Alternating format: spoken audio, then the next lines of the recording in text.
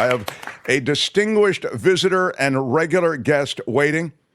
I was thinking about this morning.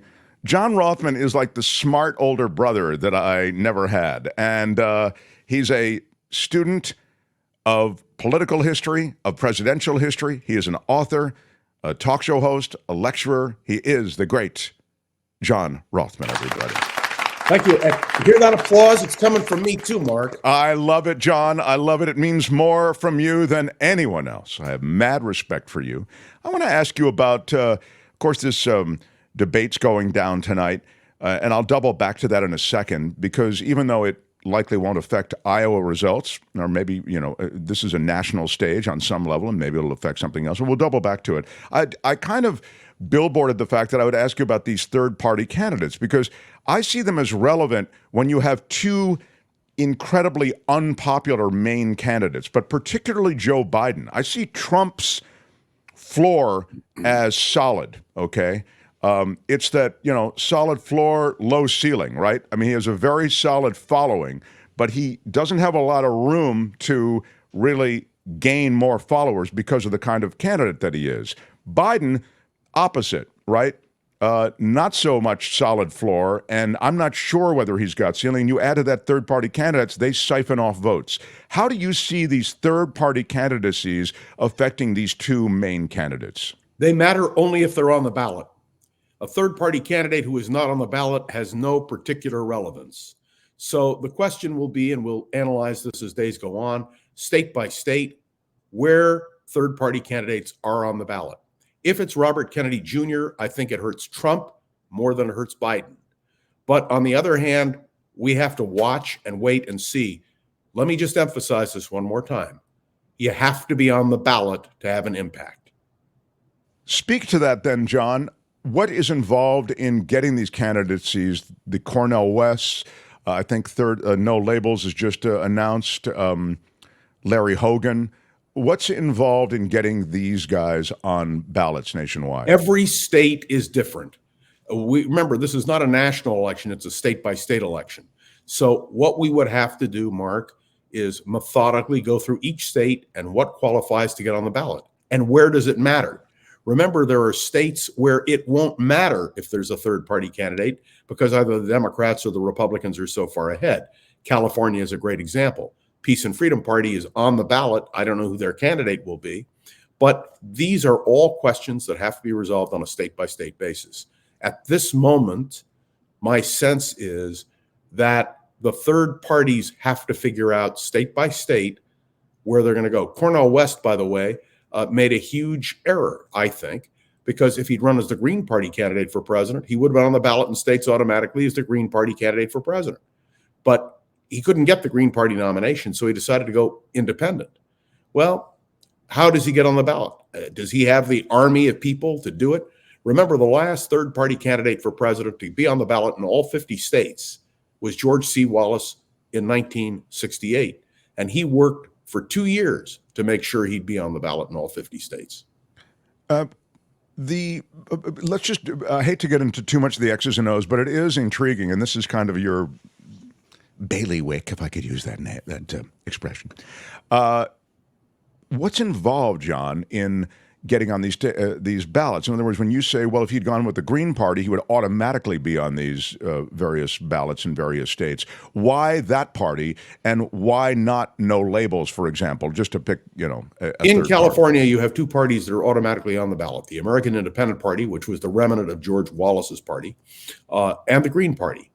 We used to have, by the way, for years, the Prohibition Party, Harold E. Munn, who nobody remembers but me.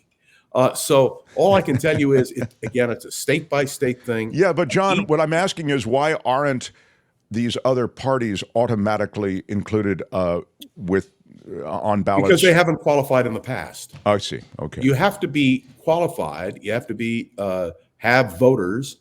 You have to have demonstrated that, or signatures. You can get on the ballot in many states by signatures, but you have to have enough signatures to do it. In other words, a third-party candidacy has an effect on the election only if you are on the ballot and have some traction.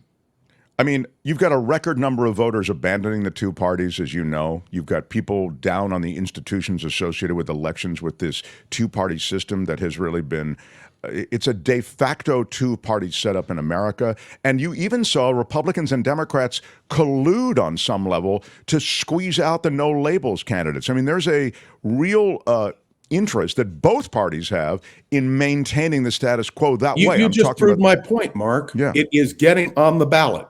The fact that I announced today on the Mark Thompson show that I'm a candidate for president of the United States makes no difference if my name isn't on the ballot. yeah. Write-in candidates don't have an impact. It's being on the ballot. So again, I know I don't want to belabor the point, but everyone is now considering how do you get on the ballot and how will it impact? That's what they're asking. I mean, I think Americans polled would say this is a stale system. It doesn't work anymore. Then you have to have a third party that qualifies on the ballot. And Right. in order You're to saying do great. that, each state has its own requirements. So Okay. look, how did the Republican Party emerge as a third party to get on the ballot? It went state by state in 1854, 1856, 1858, and finally in 1860 with Abraham Lincoln as their candidate for president. They didn't win a majority of the vote, but they were on the ballot in enough states to have the electoral votes needed to win. So let's assume for a minute that I got on the ballot in California and California said, oh, we're all going to vote for John Rothmann.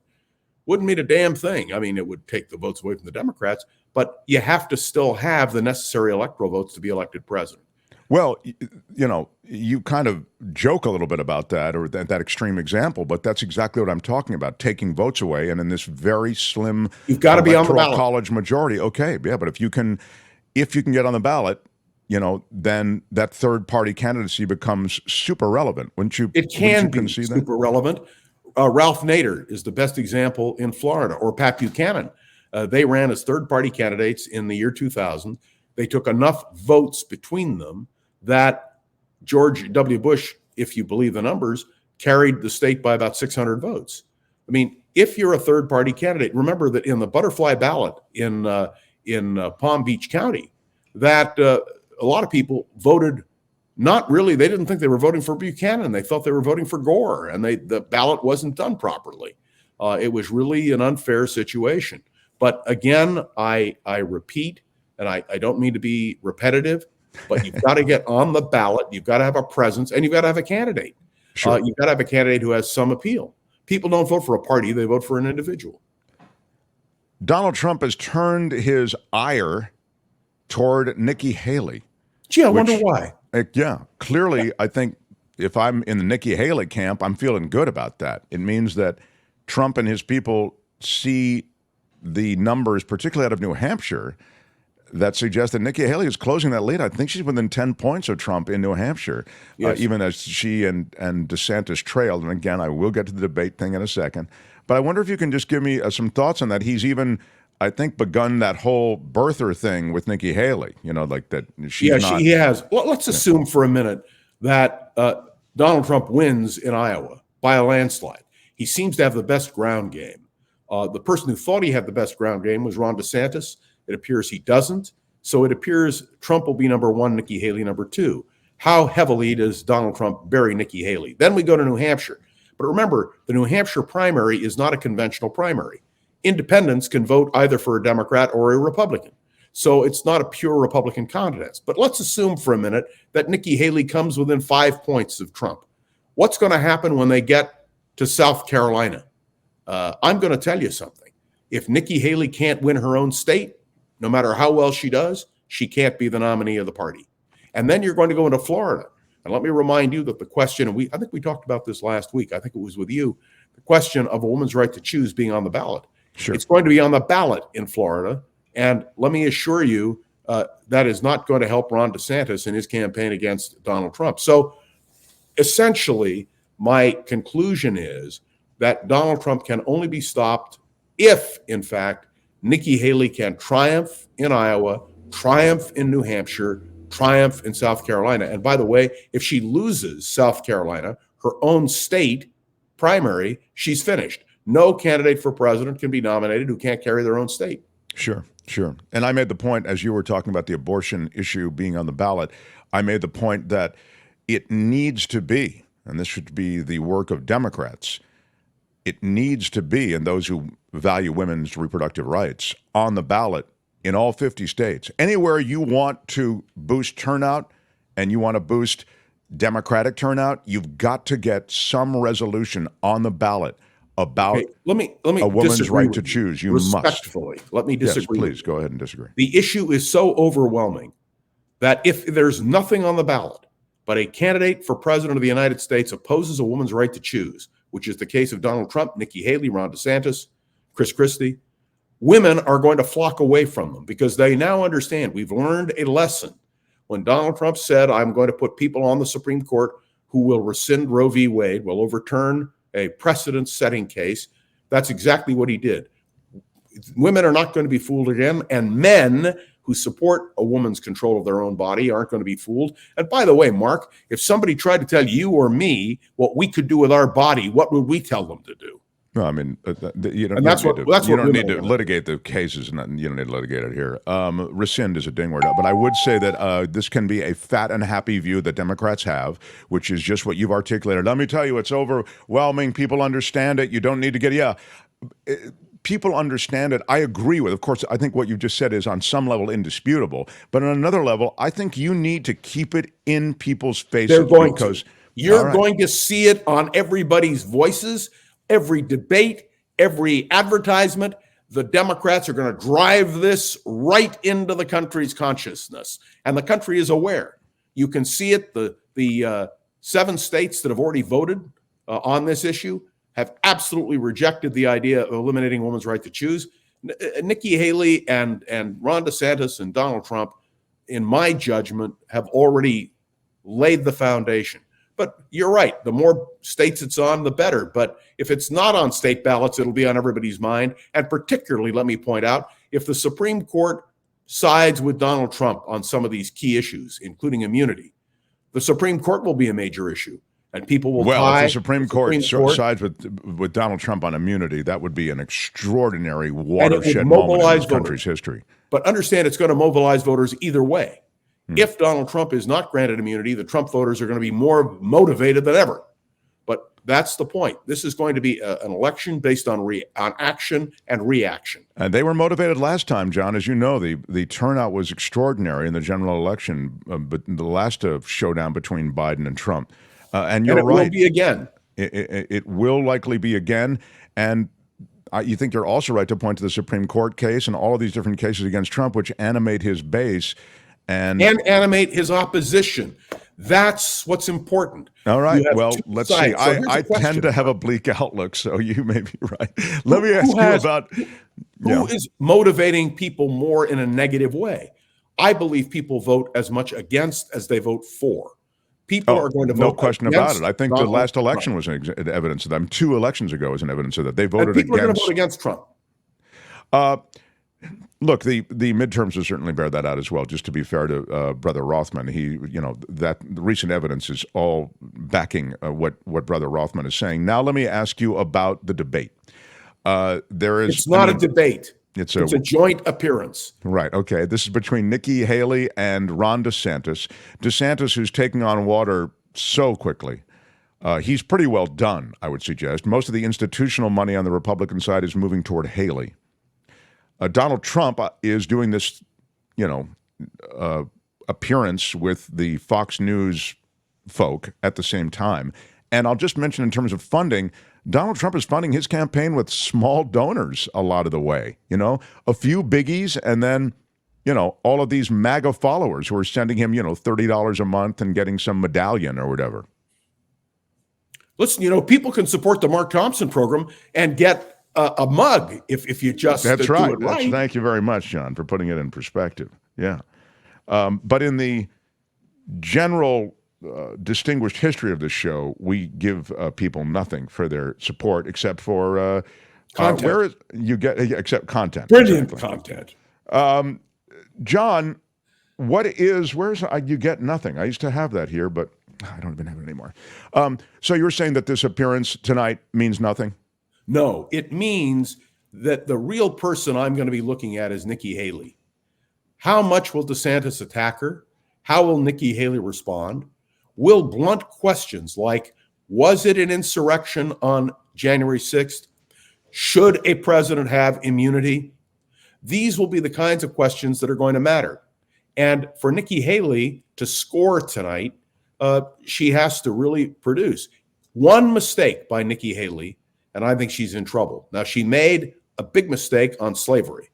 Let's see if and she'll have to answer that question, I'm sure, again.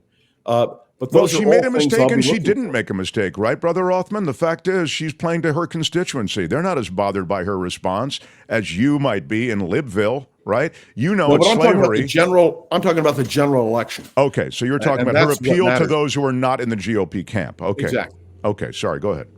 And I would say in New Hampshire, which is a live free or die state, which was absolutely committed to the Union cause in the Civil War, it's going to make a difference there. Now, the real issue here is Donald Trump. How much baggage does he carry? And I think he carries a great deal. And Republicans want to win the election. So the question is, can they win with Donald Trump? And they might think that they would do better with somebody else. But, you know, the great disappointment is Ron DeSantis. Imagine, Ron DeSantis raised millions and millions of dollars. The last time somebody did this, I've never forgotten it, John Connally ran in 1980. He raised $11 million. And you know how many delegates he got to the Republican National Convention in 1980? One. That was the most expensive delegate in the history of American politics. And he went nowhere. Yeah. It's being asked who is moderating the debate. It's on CNN, and it's being moderated by Jake Tapper and Dana Bash, exactly. And the debate takes place, of course, in Iowa at 9 o'clock Eastern tonight at Drake University in Des Moines. 6 o'clock our time. Yes, 6 o'clock our time. John Rothmann will be watching it, of course, but he says it's important only as we kind of watch DeSantis flounder, and Nikki Haley has to have a good night, is what John Rothmann is saying. They're arguing for the second spot, is what they're arguing for. Is this a vice presidency? Is this a vice presidency play? No, or these I was going to just say on the vice presidency. Okay. Yeah. Where is Donald Trump registered to vote? Florida. Where is Ron DeSantis from? Florida. You cannot have two people from the same state on the presidential and vice presidential ballot. It's forbidden. So the interesting thing, if you remember, when did I know Dick Cheney would be the nominee? When he shifted his voter registration from Texas to Wyoming, because Bush was from Texas. So for DeSantis, I don't think the vice presidency is in the cards. He's governor of Florida. He's not going to leave Florida to be vice president of the United States. So I don't think that's an issue. For Nikki Haley, the most interesting thing for me are the number of avid Trump supporters who absolutely say they will not vote for Nikki Haley, period. These are some of Trump's biggest people. If I were looking at a running mate for Donald Trump, I think Elise Stefanik, if he wants a woman, who has now endorsed him, the entire House Republican leadership have endorsed Trump for president, all of them. She would make a good, solid candidate, and I think that's who he's looking at. Or Senator Scott, Tim Scott of South Carolina, who is African-American and has made no criticism of Trump, nor has Trump made any criticism of him. But then again, he could pull a fast one and choose somebody we haven't even thought of. You know, he suggested Tucker Carlson as the vice presidential nominee. He doesn't want anybody who's an alpha male on the ticket with him. I think that's a really great take. So the Elise Stefanik thing seems very obvious, and she's got to be the front runner. She's and Tim Scott maybe, but I think that, you know, Trump wants somebody in that supplicative, surrender themselves kind of world that won't ever give him a peep of trouble. Elise Stefanik is maybe that person. If I were going to make an ad against Trump, I would have all the people who served in his administration, who now say they would never vote for him, do little short clips, and I'd run that nationally for everybody to hear, because let me tell you, most of the people who served with him will not support him again. I want to ask you about something way off the beaten track, far from the American presidency. It's what's just happened in Ecuador. I was just in Ecuador, as you know, about 2.5 weeks ago. So was my son Samuel about a month ago. My bags are still there. actually, What? John. Yes, both of my bags are either in Ecuador or Guatemala or somewhere. But more on that another time. Something has happened huge in Ecuador, as you know. There has been a coup there, right? During the mid-afternoon newscast in Ecuador, On TV. on TV, masked gunmen burst in, unleashing at least 15 minutes of threats, all broadcast live. First, a man with a pistol appeared in the middle of the public TV station's live transmission, then a second man with a shotgun, a third, and more. The station employees were brought onto the set, ordered to lie down. Screams could be heard, followed by the sound of gunshots. "We are on the air," this is a quote, "so you know that you cannot play with the mafia," one of the assailants is heard saying. They were aiming guns at news staff. This is an assault on the TV station in the port city there in Ecuador. And this came just hours after a series of other attacks and police officer abductions. This is also following apparent escapes from prison of the two leaders of the country's most powerful gangs. What to say about Ecuador and the Central American nations that fall victim to this kind of coup, this kind of joint effort to overthrow a government? Sadly, it feels as though we're not a long way away from some of that because of the instability demonstrated just 3 years ago on January 6th. Can you speak to this? Sure. First of all, let's talk about the American coup. That is what happened in the United States. CNN did a special with Jake Tapper that is one of the most spectacular things I've ever seen on television, describing the American coup. But let me explain instability in Central and South America. The potential in Central and South America for instability continues to grow. And that is why we are having increasing numbers of people trying to get into the United States. Understand that the Republicans sent a delegation of members of Congress down to the border. Didn't mean anything. They said what they normally say. But now the Republicans are determined to hold up aid to Ukraine and to Israel because our borders are not secure. The minute our borders are not secure, more and more people have to flee. And where do they flee? North to us, U.S. And that, I think, is the real key here. There's nothing we can really do in light of what's happening in Ecuador. It is an internal matter. And this is not like Richard Nixon, who had Allende overthrown, and we got stuck with Pinochet. This is a different situation. This is really coming from the grassroots in Ecuador. So when all is settled down, you may get your bags back. But you know what I always say? Everybody has their own bag. I didn't know you always said that. That's great. No, I don't say it for you. Oh, okay. I will finish out with something from San Francisco. San Francisco never disappoints. The Board of Supervisors, of course, as you know, with the city all cleaned up now, the homeless problem in San Francisco totally taken care of. Thank God they've got those streets clean now. And no fentanyl crisis anymore. Apparently there have been no deaths from fentanyl any longer. People are not shooting up on streets, publicly urinating and defecating on the streets of San Francisco anymore. Apparently there are no more smash and grabs. It must be great to be in San Francisco now. So finally, as a supervisor, they can turn their attention to the things that really matter, like voting yesterday on a resolution calling for a ceasefire to the hostilities in the Gaza Strip, everybody. That is what we expect from that San Francisco Board of Supervisors. I wonder if you could speak to that, please, sir. Mark, your sound just so I can't hear you, but I will respond and tell you, you are exactly right that what happened in San Francisco is a disgrace. And the three members of the Board of Supervisors who voted against this resolution did so because they were very clear that Hamas was not condemned. The beheadings, the rape, the atrocities were not condemned. It is clear that this is a serious question and that the San Francisco Board of Supervisors was unwilling to take it up. So all I can tell you is, thank God San Francisco does not make the foreign policy of the United States of America. And let me just point out to you that Berkeley, as we affectionately call it, refused to take up the resolution. And so Berkeley outclassed San Francisco on this one. And I'm glad to hear, Mark, that everything else in the city is going so well. John can be found on Around the Political World with John Rothmann. It's a daily podcast, Monday through Friday. It's all done in, 10 minutes? 10 minutes. Yeah, 10 And minutes. I want to point out, we've had over 100,000 downloads.